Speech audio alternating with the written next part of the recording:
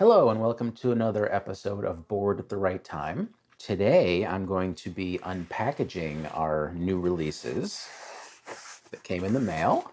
Came in this certified frustration-free packaging that usually never ceases to be frustration-free. I actually ripped a little bit there to help me, so let's see if it works this time. It probably will, since I've been complaining about it. No. Nope. So what I do is I just take my finger and run it down.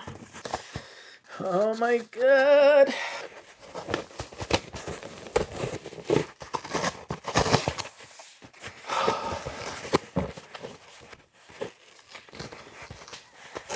Does anyone else have this problem? I don't understand.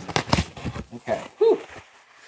Oh, so I ordered this from Sound of Vinyl, which is I don't know if it's a secret, but it's like secretly owned by Universal. And I am a member there, so I got 25% off. I was supposed to get an extra 5% off, but I didn't do it the right way, and their customer support politely told me to f off. So I save up my money, and I wait for them to have a big sale, and that's when I usually buy my vinyl, and that from them at least. And they have a lot of like the limited edition colored vinyl that they press. And the email actually says the sound of vinyl at umgstores.com. So I guess they're not trying to hide the fact that it's owned by Universal. So I got two records. First one is one that I've never heard, but it sounded kind of cool to have. And that is the Allman Brothers. Packaging looks pretty good. No seam splits, no corner dents. That drives me up a wall. Yeah, and it has the limited edition sticker right there.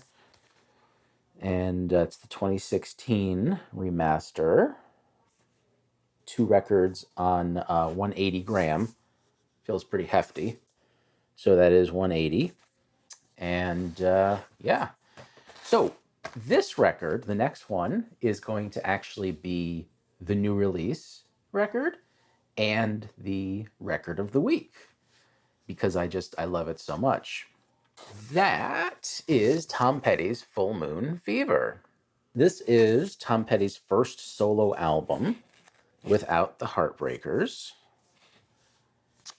produced by none other than Jeff Lynne. And it says with TP and Mike Campbell, so I guess they kind of helped. But you could definitely tell it's a Jeff Lynne record just by listening to the drums. I don't know what he does to the drums, but it sounds Jeff Lynne. It sounds like an ELO record. In case you didn't know, Jeff Lynne is the frontman from ELO. And this comes with a limited edition barcode over the sticker, and it comes limited edition colored vinyl. It's got that hype sticker right there. I have Damn the Torpedoes on red vinyl. This is on blue vinyl. And I guess we'll just go down the list of songs here. I mean, this record, the first side is almost like a greatest hits. Most of these songs are on the greatest hits. So Free Fallin', that's a great rock ballad. And when I saw Tom Petty in 2010, he dedicated this song to all the lovers in the audience. And he also said, and in case you're here with someone you shouldn't be with, this is for you too. Good sense of humor. I Won't Back Down. Another hit. A lot of people think that these are Tom Petty and the Heartbreakers. This is not. This is just a Tom Petty record. Love is a Long Road.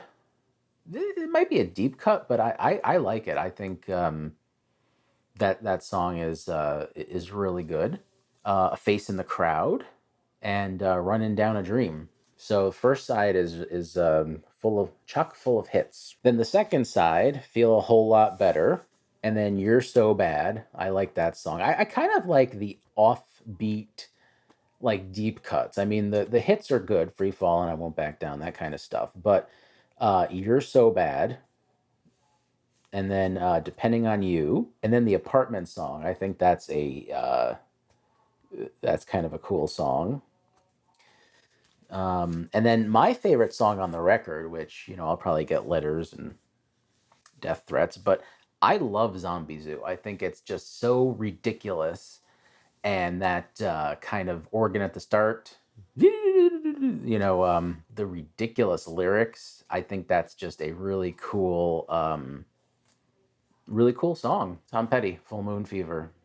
So I took out my original US pressing, Full Moon Fever, and my 180 remaster from 2016.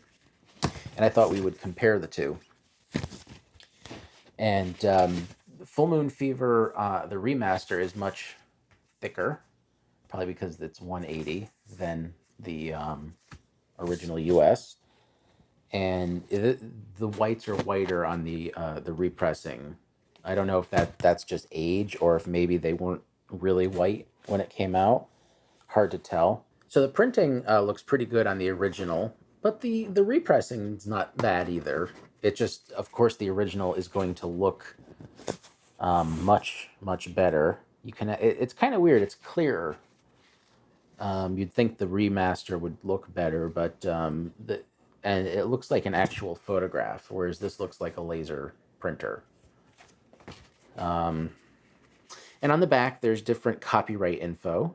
So the original is registered to MCA Records, whereas the remaster is 2016 Geffen Records. And on the spine, the original has an MCA, has the 3 stars. MCA, probably can't even see it. And the remaster just has the Geffen logo, tiny Geffen logo over there. Let's see, what do we got? Oh, yes, I wanted to go into the inserts. This is the insert for the remaster, and this is the insert for the original. Now, I don't know if this is foxing or, maybe it just was off-white. It kind of matches the original in that regard. Maybe it wasn't white. But as I said before, this one, the paper's different. This is more glossy. It's kind of hard to describe it, but the paper's different. It's thinner too. And of course the sharp vinyl edges ripped, all 3 sides. Whereas this one, the remaster, isn't quite as bad, although it has one at the bottom, which, drives me nuts. Yeah, so the back has the lyrics. The original has the publishing after each song, which Tom Petty was Gone Gator Music. And the new one doesn't have the publishing. In the back here, those are drastically different as well. So on the original, it says on home video, Tom Petty and the Heartbreakers, a bunch of videos and other stuff, MPI Home Entertainment, North Hollywood, California. That's kind of cool. And it also has the fan club info, so you can write to Tom Petty and the Heartbreakers at P.O. Box 532, Encino, California. Yeah, so that's pretty cool. Now, for the records, let's look at the records here. Of course, the 180 is going to be heavier, thicker. But let's take a look at it. It came in the white paper, so I took it out and put it in the rice paper. No scratch sleeve. And this is nice and thick, nice and glossy. It looks nice and clean. And this was mastered by Chris Bellman at Bernie Grunman. So it has his mastering marks. And the label actually looks pretty much the same as the original. It kept like that yellow moon, and it says MCA Records, which they pretty much removed MCA from everywhere. But they kept that there, which was a nice touch. Yeah, and the edges are really nice. They must have done they did a good job on this when they pressed it.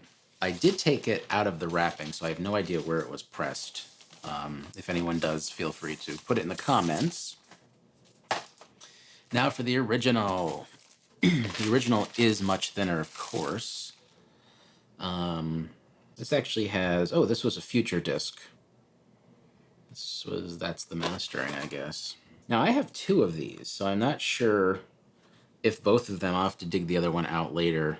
This is definitely the retail version. This is not a record club version, who sometimes, you know, the masters aren't quite as pristine.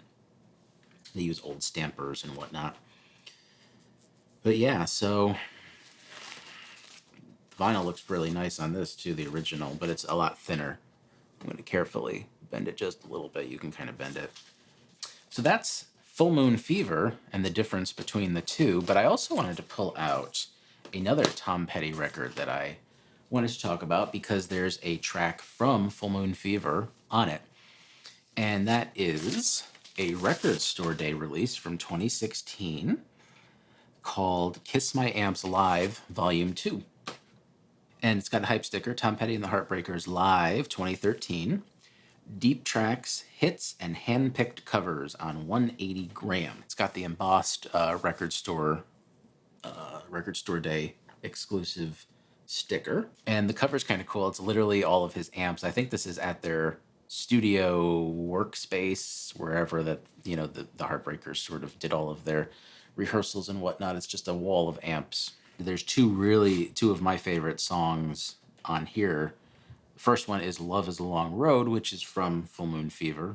And that was recorded at the Fonda Theater on June 8th, 2013. This was recorded by Robert Scoville, which is his front of house sound mixer. Yeah, so and the other song on here that I absolutely love is Two Gunslingers. That's from the next album. And Two Gunslingers is much more rockier on the record, but in the live it's kind of like how they slow down Learning to Fly. It's the same thing here, Two Gunslingers. It's more acoustic, and his voice is kind of eerie, and it has a much different tone, and it sounds really cool. Yeah, so this was a Record Store Day exclusive, and let's take a look at the actual record. So this is kind of cool. It's like the Frank Sinatra era label.